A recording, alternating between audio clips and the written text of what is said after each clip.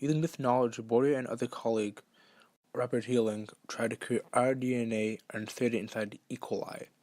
They would accomplish this by using the E. coli enzyme to open up E. coli.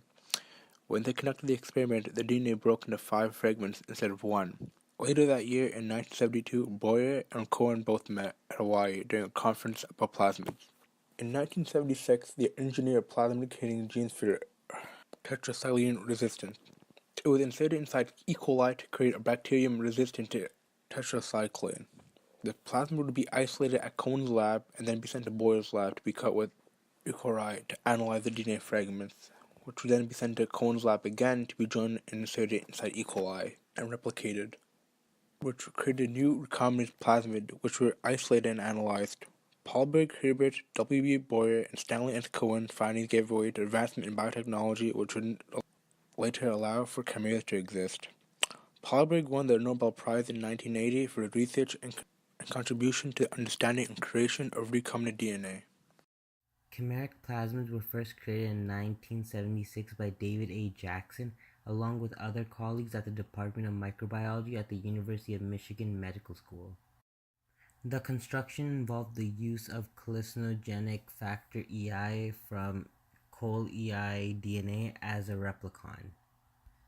Chimeric DNA was created with the use of DNA of 3 other parental species other than col-EI. Along with this, E. coli DNA fragments containing galactose or tryptophan operons were used. E. coli strains included the K12 strain, E. coli W3110, as well as strain DB866 for its XDV Gal120B fragment carrying the galactose operon, and another for its 080PT-A-E fragment containing the tryptophan operon. The galactose and tryptophan operon fragments were created from an unfractionated restriction endonuclease EcoR1 digest of DNA taken from E. coli. To form attachments between the fragments, T4 polynucleotide ligase, which was incubated for 4 hours at 16 degrees, was used.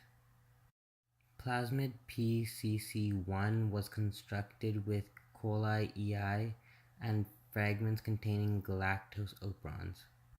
Plasmid PCC2 was constructed with col-EI and fragments containing tryptophan operons. Plasmid PCC3 was constructed with col-EI and fragments containing galactose operons and fragments containing tryptophan operons.